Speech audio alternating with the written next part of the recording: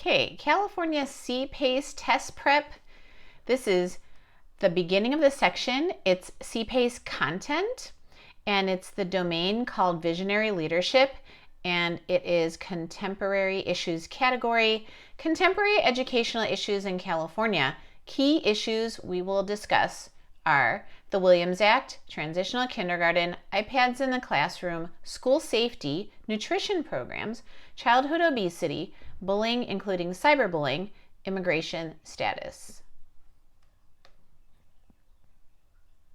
Contemporary educational issues in California, transitional kindergarten. The Kindergarten Readiness Act, SB 1381, passed in September 2010. This changed the birth date requirement for kindergarten from December 2nd to September 1st, so all children would enter kindergarten at age 5. This is assuming a post-Labor Day start date. New age requirements was phased in over a 3-year period from 2012 to 2015. SB 1381 also created a new program for young 5-year-olds. Those turning 5 between September 2nd and December 2nd, this is called transitional kindergarten. Okay, transitional kindergarten. This legislation required all school districts to provide transitional kindergarten. Participation is voluntary for eligible children, as is traditional kindergarten. All programs are to be taught by credentialed teachers. Curriculum is designed to provide experiences children need to be ready for school using the pre-kindergarten and kindergarten resources. Okay, the Williams Act. The Williams Act resulted from a California Superior Court case. It was established to ensure that all California public school students have access to the conditions and tools necessary to learn, including in-class and take-home instructional materials, safe learning environments, and qualified teachers. Societal issues and trends. Key issues: increased prevalence of single-parent homes, racial bias and stereotyping, gender identity, LGBTQ issues, equity in access to technology and other resources, English language learners, BYOD, bring your own device to classrooms. Okay, student learning as lens, instructional decisions informed by students' learning. We have an obligation and a responsibility to be investing in our students and our schools. We must make sure that people who have the grades, the desire, and the will, but not all the money, can still get the best education possible. Quoted by Barack Obama. Student learning as lens, using focused instruction to meet students' needs.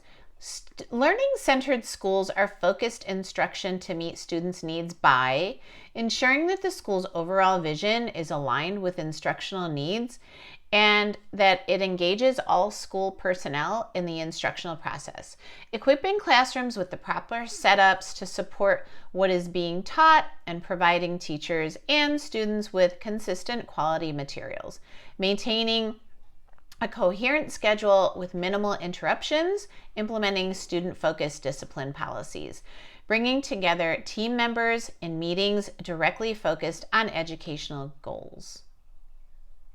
Student learning as lens, using examples, data, and standards to identify needs.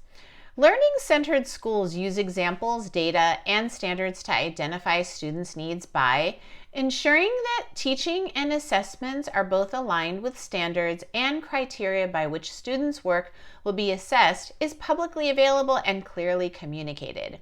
Using portfolios that allow students to see their own progress over time, track strengths and weaknesses, and integrate a broad range of concepts. Displaying quality student work and also having teachers develop their own exemplars. Developing a collaborative approach in which administrators and teachers analyze data together to make instructional decisions. Student learning as lens, creating a professional development plan. Learning-centered schools create targeted professional development plans that include an approach focused on teacher and student needs, mentorship and peer coaching, cluster leaders that develop and support principal and teacher networks. Formulating vision, goals, and objectives. Creating a shared vision. A school's vision is a vivid description of what it aims to do and to be. Words and images can both be used to communicate what can be expected and a timeline for when it is expected. A shared vision acts as a compass that allows everyone in the organization to work toward a common goal. If a vision is truly shared, it will be evident in the school's climate and culture. Formulating vision, goals, and objectives. Multiple visions. An effective vision really entails multiple visions. The vision of oneself as a leader and what it means to fulfill that role, one's personal vision for the school, a shared vision that is developed in collaboration with the school's faculty, staff, and the community. While it is important to have a personal vision, it is also important to listen to others to find ways to integrate a variety of perspectives. Okay, formulating visions, goals, and objectives. Factors to consider in formulating a vision. There are many factors to consider in formulating a vision for your school. Here are a few important ones. Who does the school serve, and what are the unique characteristics and needs of that population, including both students and their families? Are special programs, services needed? How do you define quality teaching, and what are your goals for learners academically as well as psychologically, affectively, socially, and physically? How will you measure success? And finally, how can you best utilize all the available school-wide data? Okay. Creating a shared vision. Effective educational leadership help their schools to develop or endorse visions that embody the best thinking about teaching and learning. School leaders inspire others to reach for ambitious goals. This was quoted by the Task Force on Developing Research in Educational Leadership, 2003. An effective vision should provide guidance and inspiration to faculty and staff, motivate improvement, and engage students and parents to become enthusiastic participants in working together to achieve the school's goals. You are hearing my cat in the background very hungrily meowing. Sorry. Formulating vision, goals, and objectives includes the mission statement. While a vision statement describes what the school plans to achieve, a mission statement describes how the school plans to achieve it. It describes the school's purpose, priorities, requirements, and operational cornerstones. Okay, formulating vision and goals and objectives. Goals and objectives. A school's mission should be broken down into a set of specific goals. Goals are specific and quantifiable. Goals can be further broken down into objectives. Objectives are typically very specific and include some kind of timeline within which a certain outcome will be achieved. Tracking individuals' objectives can help policymakers assess the feasibility of overall goals. Okay. Progress toward vision and goals. SMART goals. Using the SMART acronym is a great way to create school goals. The S stands for specific. What exactly will be accomplished? M is measurable. What will success be quantified? How will success be quantified or observed? Achievable. Ambitious is good. Unrealistic is not. Relevant. How does this fit into the overall mission? Time-bound. What is the target completion date, or when are the intermittent checkpoints? Aligning vision and goals with policy. The local school board. A school board functions locally within a specific local education agency, LEA, such as a city, county, or state. It is an elected council and is a legal agency of the state, deriving its power from the state's constitution, laws, and judicial decisions. It typically shares power with the larger Department of Education. Aligning vision and goals with policy, the local school board. The school board has the authority to create policies, rules, and regulations regarding school operations, including overall system organization, site planning, construction and demolition, finance and budgets, including salaries and equipment, staffing and contract negotiations, school calendar, attendance, and curriculum materials. The decision-making process. Two major approaches to decision-making are the rational model. This is where we believe all alternatives can be identified and assessed in an optimal choice can be made. So I'll repeat that. The rational model believes all alternatives can be identified and assessed and an optimal choice can be made. Bounded rationality model believes it is impossible to ever know all the options or fully understand their outcomes. Instead, decisions are made by satisficing, selecting the first best option that is above a minimal threshold.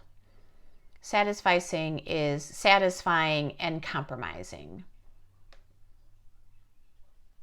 The decision-making process, other approaches, a heuristic, i.e. a rule of thumb, like the golden rule, is often used to simplify decision-making. They are commonly used and often effective, but they also risk oversimplifying a problem. Intuition is a feeling about what is the right choice based on quick perceptions and past experiences. It is essentially devoid of conscious thought. Incrementalizing means making small changes and is a common alternative when consensus about larger actions cannot be reached. It is sometimes referred to as muddling through.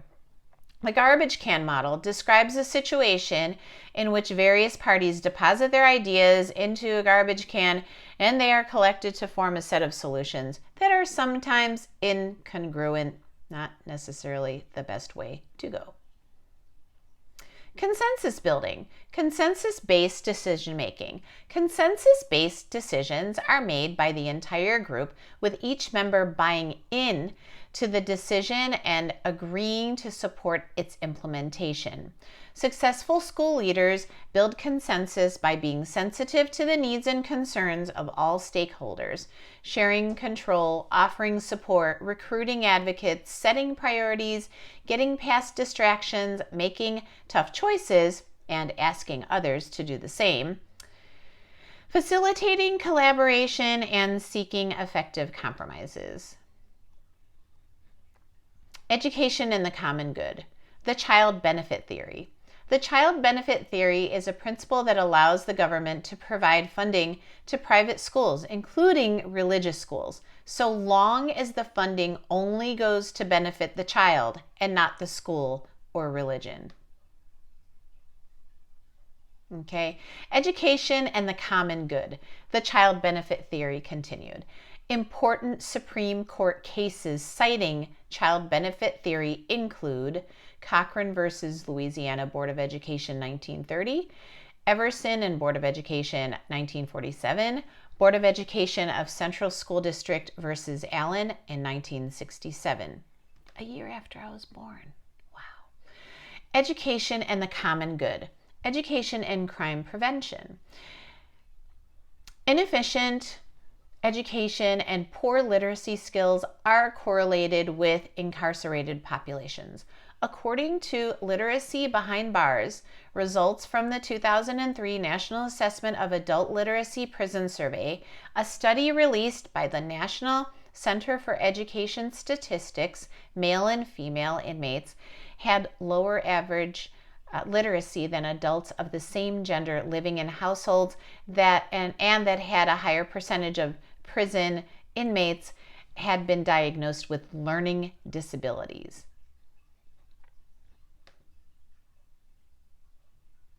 Public school governance in California. Parent trigger laws.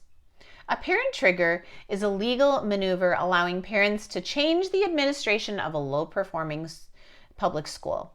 This often results in transforming the school into a charter school. Public school governance in California. Parent trigger laws. The Parent Empowerment Law, SB X 54, made California the first state in the nation with a parent trigger. Also allows students at underperforming schools to have open enrollment at any other school. Supplies provisions by which some students may receive a scholarship to attend a private school. Public school governance in California, parent trigger laws. LAUSD passed parent trigger rules in November 2009, which state that a school can be transferred to outside management if approved by a majority of parents. So again, LAUSD passed a parent trigger rule in November of 2009, which states that a school can be transferred to an outside management if approved by a majority of the parents. Public school governance in California. Context of California school finance. Over the past 35 years, new laws and court rulings have overridden the presumption of local control and transferred more control over schools to the state. Okay, so once again, context of California school finance. Over the past 35 years, new laws and court rulings have overridden the presumption of local control and transferred more control over schools to the states. So decision about resources, rights, curriculum assessments, and standards are now primarily made at the state level. Public school governance in California. Public School Accountability Act, PSAA. In 1999, California passed the Public Schools Accountability Act, PSAA, a comprehensive system to hold students, schools, and districts accountable for improving student performance. Okay, Public School Governance in California continued. Elementary and Secondary Education Act, the ESEA. The Elementary and Secondary Education Act, ESEA, was signed into law in 1965 by President Lyndon Baines Johnson, who believed that full educational opportunity should be our first national goal. From its inception, ESEA was a civil rights law. The ESEA provided several different types of funding: new grants to districts serving low-income students, federal grants for textbooks and library books, funding for special education centers, scholarships for low-income college students, federal grants to state educational agencies to improve the quality of elementary and secondary education. No Child Left Behind, NCLB. No Child Left Behind was reauthorization of the ESEA. It supported standards-based education reform based on the premise that setting high standards and setting measurable goals could improve individual outcomes in education. It had bipartisan authorship and support, and President George W. Bush signed it into law on January 8, 2002. NCLB put in place measures that exposed achievement gaps among traditionally underserved students and their peers, and spurred an important national dialogue on education improvement. The act did not assert a national achievement standard. Each state developed its own standards. The act required states to develop assessments in basic skills to receive federal school funding. States had to give these assessments to all students at select grade levels. NCLB expanded the federal role in public education through further emphasis on annual testing, annual academic progress, report cards, and teacher qualifications. Public school governance in California. No Child Left Behind continued. No Child Left Behind required all public schools receiving federal funding to administer a statewide standardized test annually to students. Schools that receive Title I funding through ESEA of 1965 must make adequate yearly progress, AYP, in test scores. If the school's results are repeatedly poor, then a succession of increasingly severe interventions are implemented for each year the school does not achieve AYP. Some key requirements of NCLB were: states must set their own AYP objectives based on requirements delineated in the law. States must provide highly qualified teachers to all students, but each state is allowed to set its own standard for this. States must set one high challenging standard for all students, and schools must let military recruiters have students' contact information and other access to the student. If the school provides that information to universities and employers, unless students opt out of this access. Public School Governance in California. Every School Succeeds Act, ESSA. The Every School Succeeds Act, ESSA, is a reauthorization of ESEA that replaced its predecessor NCLB. Like NCLB, No Child Left Behind, ESSA had bipartisan authorship and support. President Barack Obama signed it into law on December 10, 2015. ESSA leaves significantly more control to the states and districts in determining the standards students are held to. ESSA requires that states submit their goals and standards to the U.S. Department of Ed. Test students each year from 3rd to 8th grade and in 11th grade. Determine the consequences low-performing schools might face and how they will be supported. 3 new subgroups were added for the data reporting, but not accountability. Purposes: homeless status, students with a parent in the military, and students in foster care. Prepare all students regardless of race, income, disability, ethnicity, or proficiency in English for a successful college experience and fulfilling career by providing all students college, career counseling, and advanced placement courses. Public School Governance in California continued. Every Student Succeeds Act, ESSA, continued. Most of the new provisions required by the ESSA took effect starting in the 2017-18 school year, SY. Some provisions were delayed until the 2018-2019 and 2019 and 20 school years, respectively. Major changes from NCLB include: teachers may be assigned solely based on state certification or licensure criteria.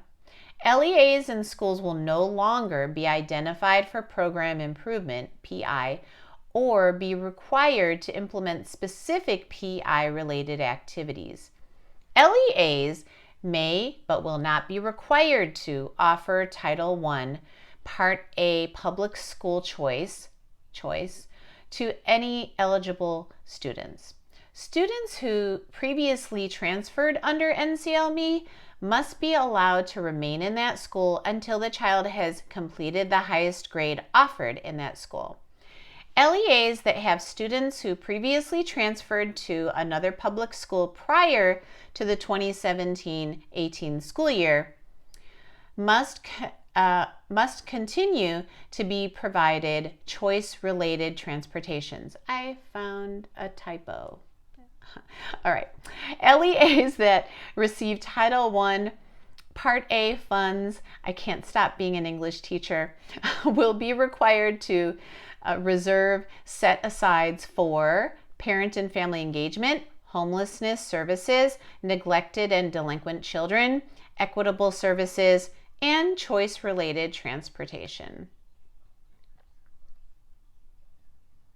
Okay. Public school governance in California continued adequate yearly progress. That's the AYP scores.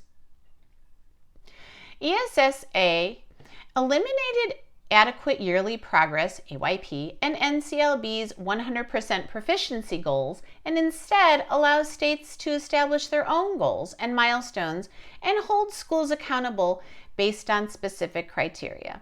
Every 3 years, states must use data from their accountability system, both academic and non-academic components, to identify schools that are in need of improvement, which must include the lowest performing, 5% of all schools in the state, schools where one or more subgroups are underperforming, high schools with graduation rates of less than 67%.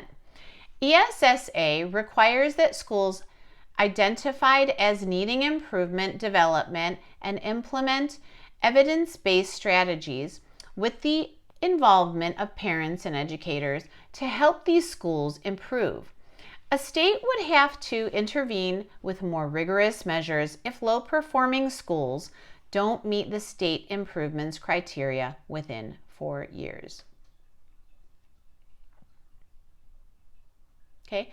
Public school governance in California continued. Academic Performance Index, API. September 8, 2016, the California State Board of Education, SBE, approved a new accountability and continuous improvement system, the California Accountability Model and School Dashboard.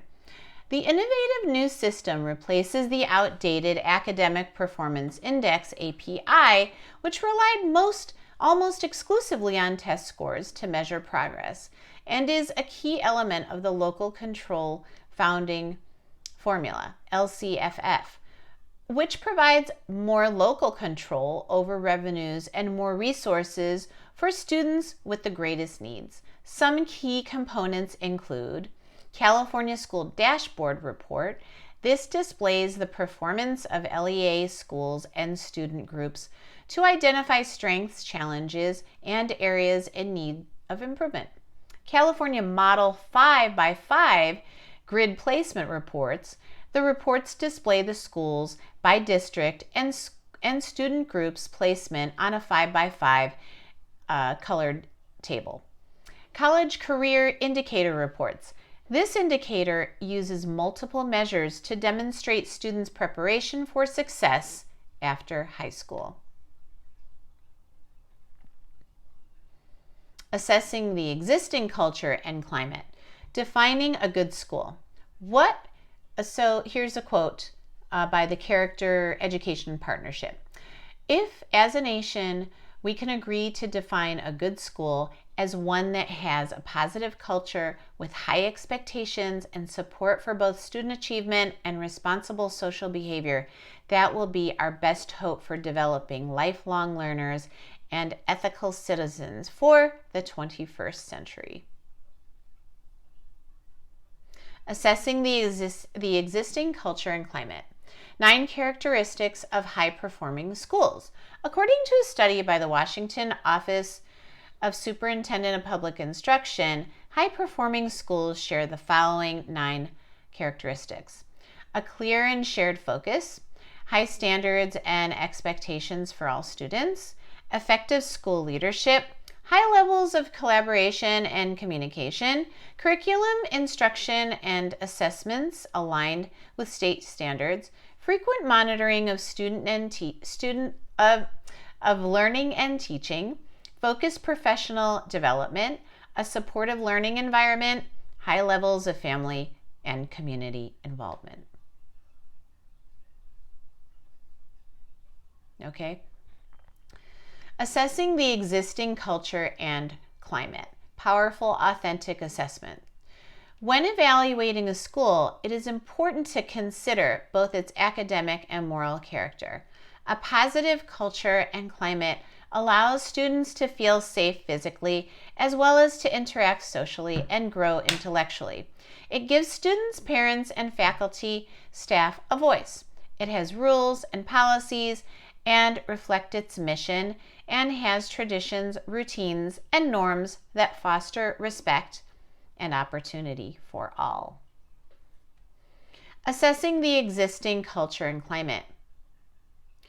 The importance of walkthroughs. While academic achievement can be assessed, at least to a degree, by test scores, the culture and climate of a school typically must be assessed by experiencing it. This is why leading and learning by walking around, LLBWA, is often an excellent strategy. Walkthroughs typically work best when they are short, frequent, and informal. They are an opportunity to observe instruction and classroom interactions, as well as to assess climate and culture outside of the structured classes. Okay. Assessing the existing culture and climate, 11 principles of effective character education. The Character Education Partnership defines 11 principles of effective character education. The school community promotes more ethical and performance values as the foundation of good character. The school defines character comprehensively to include thinking, feeling, and doing. The school uses a comprehensive, intentional, and proactive approach to character development. The school creates a caring community. The school provides students with opportunities for moral action. The school offers a meaningful and challenging academic curriculum that respects all learners, develops their character, and helps them to succeed.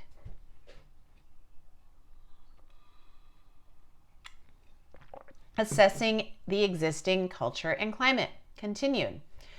Number 7. The school 11. This is a continuation of the 11 principles of effective character education. Number 7. The school fosters students' self-motivation. Number 8. The school staff is an ethical learning community that shares responsibility for character education and adheres to the same core values that guide the students. Number 9. The school fosters shared leadership and long-range support of the Character Education Initiative. Number 10, the school engages family and community members as partners in the character building effort. And 11, the school regularly assesses its culture and climate, the functioning of its staff as character educators, and the extent to which its students manifest good character. Okay. Establishing behavioral norms, comprehensive plans and programs. To create a positive school environment, it is crucial to establish healthy behavioral norms, expectations, and consequences that apply to students, staff, and visitors. Establishing behavioral norms, comprehensive plans, and programs. The key elements to include in a comprehensive behavioral plan program include student handbooks that clearly outline rights and responsibilities, collaboration with students and staff in establishing norms, and cooperation with law enforcement, parents, and the overall community in supporting a safe environment. A proactive approach that attempts to diagnose and preventatively address factors that negatively influence behavior, and a clear plan for dealing with conflicts and disruptive situations. Support services such as counseling and guidance, as well as a system of referrals to outside agencies offering additional support when needed. A rigorous curriculum that integrates behavioral expectations and develops student character.